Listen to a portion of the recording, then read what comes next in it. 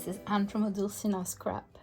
Today I come back just quickly. I'm in the middle of my move and my workshop is not always available because I'm most of the time at the farm and the workshop is still at the old house, and there's 4 hours drive difference between the two houses, so I so miss my workshop those days.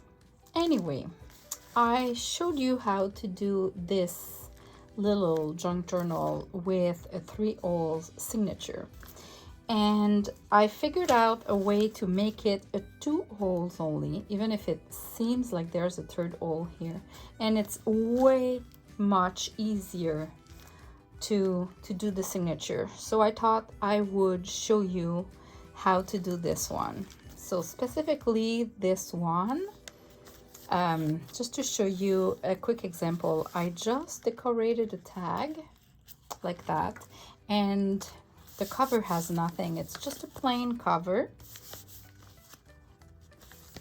and cute papers inside. I didn't decorate it at all, but I just added a tag, and then when I'm closing the journal, it holds the tag and it looks really cute, I find. So sometimes we can think about that, not necessarily decorating the whole cover of a journal, but using an ephemera instead. So this one, I will be using my Embroidery Pattern Wonders digital kit, which is kind of sewing theme, and this one is one of my favorites. So how I did that, it's from a real vintage magazine like those, right? And it's a sewing embroidery magazine from the 1913, I think, or 1909. And I scanned some pages and I played with that, modifying them and doing collage. And so this one, you can see the prints because this was the pattern to iron on the fabric, and it kind of tainted the paper because this was like a really, like, the paper a little bit like a glycine bag, or you know, those pattern paper. So I just cut a piece and I glued it to an envelope like that, a 6x9 envelope. So I'll link the tutorial that I created for this one, which has the 3 signature and the how to do the cover, in case someone is new to my channel or watch this video later on in a couple months or years, and just look at the description below to find the tutorial. So for this one, I'm gonna use a bunch of papers. I'm gonna do my signature, create my signature, and then I'm gonna show you how to attach the signature with only 2 holes. So I'll be back with my signature done. For the middle page, I trimmed it the size I wanted, and I stitched it to just a tracing paper that was coffee stained. So at least the back of my page won't be white and it makes the grungy noises. And to trim it, instead of cutting the edge with a scissor, I'm gonna use my ruler. And I'll start with that corner so I can get the scraps of the paper. I'll use my roller. So this way, do you see, it's not perfectly clean cut, but I can control the cut with the ruler. So it's gonna add something interesting that you can see. And at the back, it will look like that. So I'm going to use this one as my middle page. This is the inside of my envelope that I glued there, and I just used the the leftover from the page, and I folded it so it's more sturdy, and just did a line of stitching because it goes into a stitching journal, so I thought it needs the line. And now I'm gonna glue the middle and the 3 sides, and it's gonna create a pocket on both sides. So just an idea like that on how to embellish the inside of the covers. That's a simple way to create pockets. Okay, so I added the sari silk on both sides of the cover just to make sure it will be a little bit more sturdy. And I've created a signature with a bunch of different papers, and I even have like an old book. It's in French, but it's a like how the sewing, like how to do that, and some pages from my kit as well. So good variety. Paper bags, music sheets, my digitals, all kinds of papers. The smallest will be in the middle like that, so they can have the 2 holes will grab the paper. And I folded the papers, like you can see, they're all not aligned, because when I fold my paper, I would just, instead of folding straight like that, I would give an angle, like, and I go randomly, and then I place them randomly, and it looks all shabby. Okay, so I'm ready to do the signature. So what I'm gonna do now that they're all placed correctly, I'm gonna place them in the middle of my cover. Grab a big dictionary or a big book just to make sure that it will do the crease correctly. So let me frame correctly. All right, and now I just want to do 2 holes, not too large, but enough to grab all the papers. So, and aligned with the center. So if the center of my book is here, I'll place my finger here. I'll put 1 here. And same, you can measure or not if you're like me. Okay, so I did my holes, and I'm gonna remove that. I'm not using any paper clips because it will be, I'll have to move around on my paper. So I'll just make sure that those holes are a little bit bigger, just to help me with that. Same for that one here, just a little bit bigger. And if you find you have a hard time, you can do the same for every holes. Like this one, I'm gonna make it bigger. If you make it bigger right away, you prevent some tearing, I guess. Okay, I'll make sure I'm on the good side. So everything is, the top is the same for everything. I'm all right. And now that I did my holes, I'm going to remove that.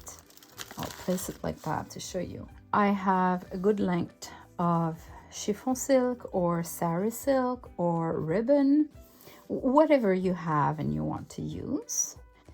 So what we do first is we're going to start here and come back from the middle on that side. I'm using a needle that has a bigger hole just to help me. Otherwise, this chiffon silk won't pass through. I love it because this one, it's a chiffon silk, is so soft, but it's a really large one, and I I like the large one if I can use them, but if it's too large for you, just do a little snip here with your scissors and tear it to reduce the size of it. If it's too big and it doesn't fit into your needle, or you really have a hard time with going through, like you can make it a little bit smaller. So I'm gonna try with that size, and that's why I need a bigger hole. Oh, this is really big. Yeah, I'll need my tweezers. It's harder here because I have to go through the envelope and 2 times the sari silk, so it's a little bit harder. Okay, so now I need to go through every page. So I'll try to grab 2-3 pages just so it goes a little bit faster.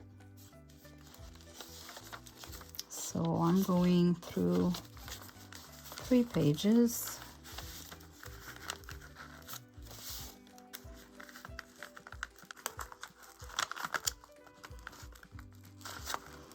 I go slowly because I don't want it to tear.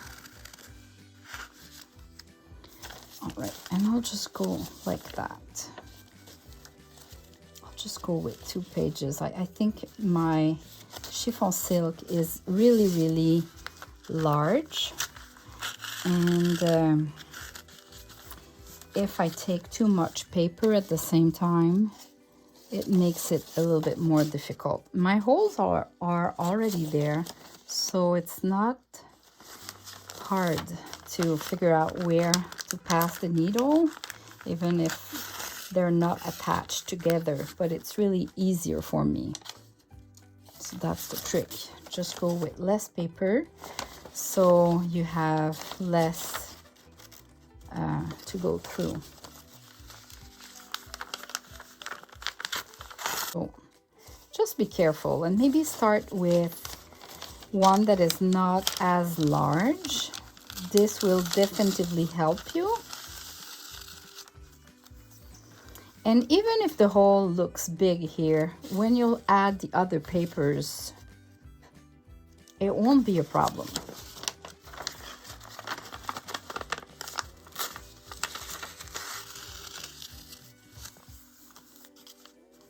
So I'll just keep going on like that, and I'll come back showing you when I'm done.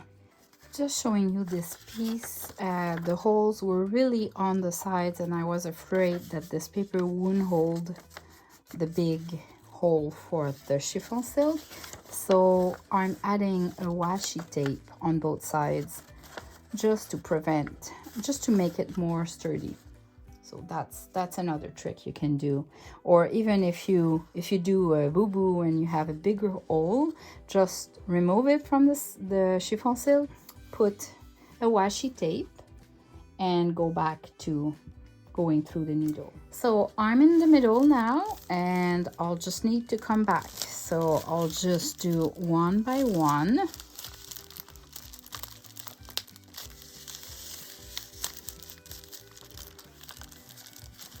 And you can make sure you have, see, I don't find it sturdy enough here. I'm gonna put a washi tape in the middle. So instead of putting a washi tape the whole length, I'm gonna use just pieces of washi tape on both sides, and this will do the job.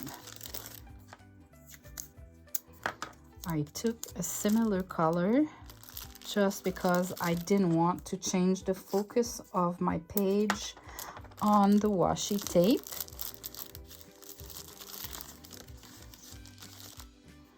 And now I can go back.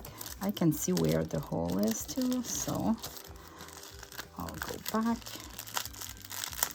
and go through slowly.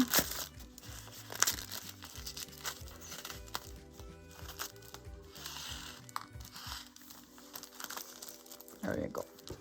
Okay, now I go the other way.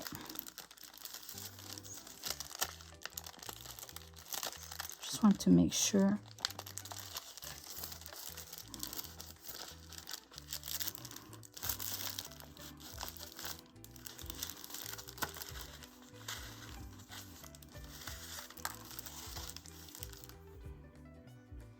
Now, when you have passed it, just you can place a little bit. I did too. And you can turn the chiffon silk. See, it does like a twist here, and I don't want that, so I'm gonna untwist it right away so my signature looks great. So you can go back and forth,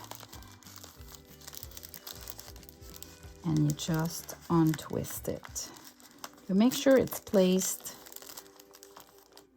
like you would like it, because it's going to be harder to do when you'll have when you'll pass through the other pages to kind of untwist it. So just make sure it looks okay before you do the other pages. Okay, so I've been through the whole journal. Now I just need to make sure that my lengths are okay. So I'll remove the needle, and I have way too long here compared to this one. So I'll just bring it back slowly. And I'll adjust the length of the sari silk. What you want is you want to have enough to do the bow at the end.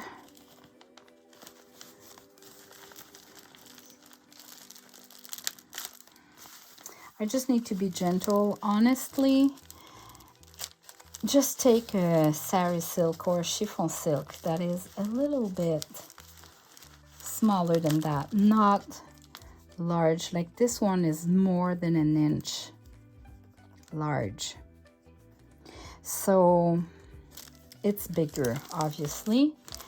So for your first journal, I suggest you pick either a ribbon or a really thin sari silk or chiffon silk. This will help you.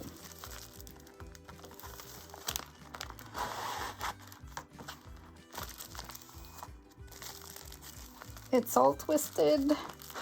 Okay, I'll untwist it.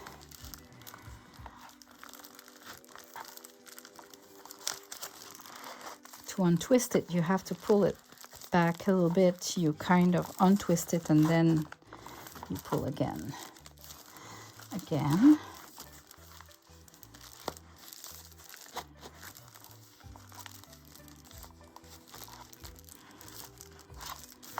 All right, now this looks great.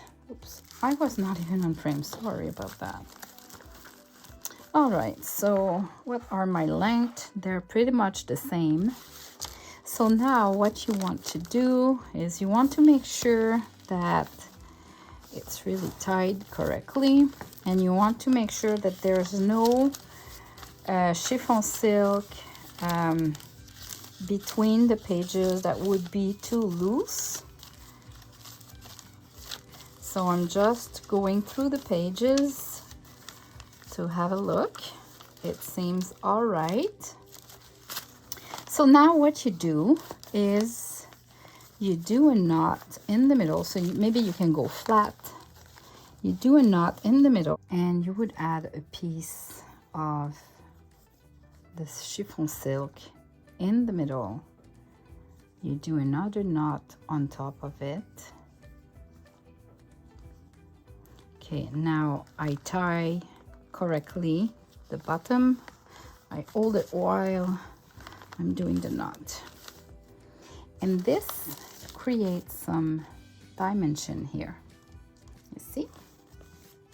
And now I just need to do a bow on the side of the journal.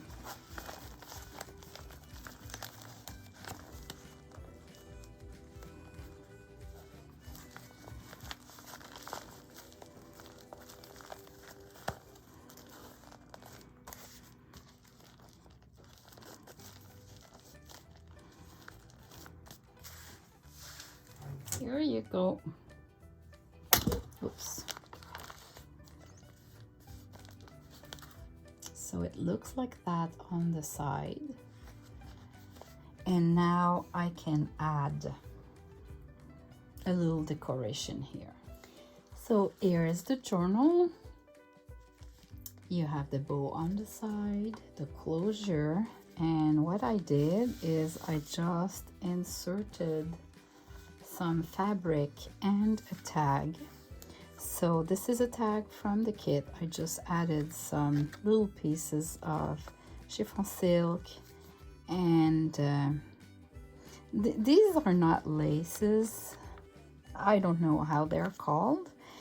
And these are just little pieces of fabric that I kind of stitch. I created like a set, and I did some two stitching here just so they hold together. So just to create some dimension, and you just place the tag on it, and then I can put it like that. And I have layers, a tag. I could even just remove the tag and glue something like that on my journal, actually. Glue or stitch or do something. But anyway, there's so many ways to decorate a journal, the cover. But this is an easy way. So this is the cover, and then at the back, just paper by itself is really cute. So now if we open it, I would remove this part, and we have a pocket here, and I'll just go quickly through the pages. Don't forget, you can, the papers that are too long, you can fold them a little bit. So there's some papers with lines, just coffee stain papers, a bag,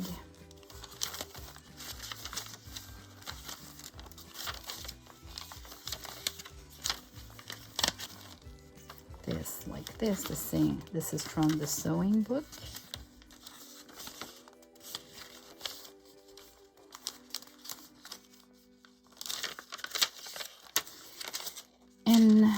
In a next video, I'm gonna fully decorate that little journal, and then it's gonna be added on my Etsy shop called OdulcinaJournals, and the other sides are similar, and you have a pocket there.